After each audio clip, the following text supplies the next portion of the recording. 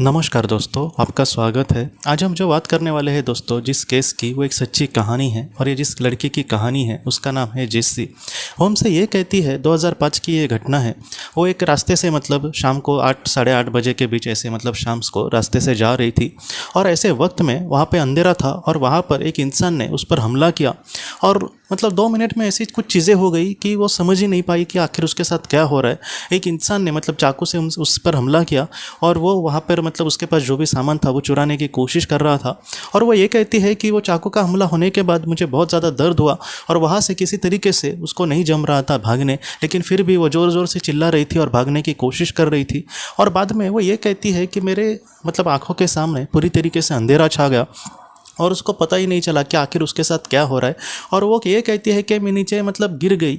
और उसके बाद वो हमसे ये कहती है कि जब मुझे होश आया, जब मुझे चेतना आई, तब उसने अपने आप को एक सुंदर दुनिया में पाया। वो ये कहती है कि जैसे वो एक बादलों की दुनिया थी, वहाँ पे चारों ओर में एक सुंदर ऐसा प्रकाश था और वहाँ पर इतना अच्छा लग रहा था जैसे एक मतलब 1-2 ही पल मुझे हुए होंगे उस पल में आने के बाद, लेकिन मुझे ऐसे लग रहा था कि मेरा जीवन का पूरी तरीके से सार्थक हो गया था। वहाँ पर इतनी शांति थी।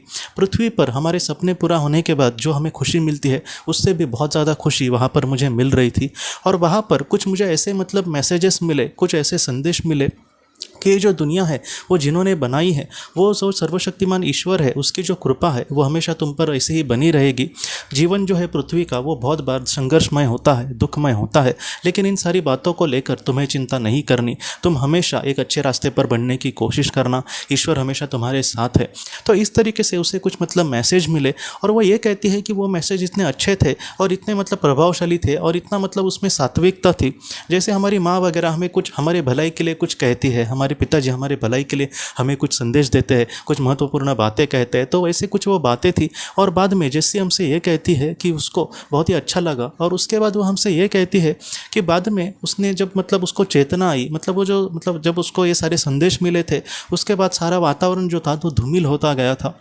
और उसके बाद उसको जब चेतना आई तब उसने अपने आप को हॉस्पिटल में पाया और हॉस्पिटल में 2-3 लोग भी उसके साथ थे और उन्होंने ये कहा कि हमने एक इंसान को तुम्हें हमला करते हुए देखा था तुम पर, और उसके बाद हम भाग भाग के जब आए तो वहाँ से इंसान वो भाग गया था।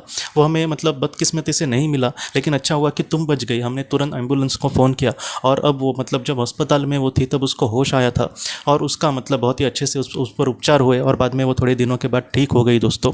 तो ये जो कहानी है जेस्सी की, वो हमको यही सिखाती है कि इस दुनिया से परे एक सुंदर दुनिया है।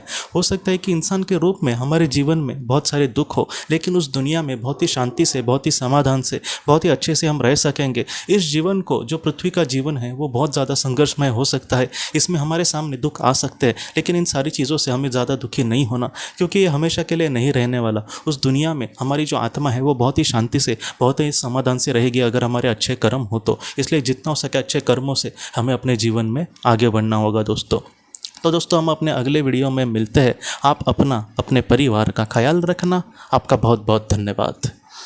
ज़िंदगी की रोशनी ये एक कंसल्टेंसी है जो ऐसे लोगों को मदद करने की कोशिश करती है जिन्होंने किसी अपने को खोया है या फिर जो लोग अपने जीवन में बहुत ही ज़्यादा दुखी है। जो लोग इस संस्था के साथ जुड़ते हैं उन्हें पास्ट लाइफ रिग्रेशन की ऑडियोज़ भेजी जाएगी, जिससे घर बैठे वह पास्ट लाइफ रिग्रेशन का अभ्यास कर सकते हैं। और उन्हें 5 मेडिटेशन ध्यान की भी ऑडियोज़ भेजी जाएगी और इसके साथ साथ उन्हें PDF किताबें भेजी जाएंगी जो हिंदी और अंग्रेज़ी में है, जो मोबाइल पर या फिर लैपटॉप पर आप उसे पढ़ सकते हैं।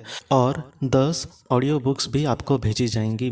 तो दोस्तों, अगर आप इस संस्था के साथ जुड़ना चाहते हैं तो कृपया इस नंबर पे व्हाट्सएप मैसेज करें। आपका बहुत बहुत धन्यवाद।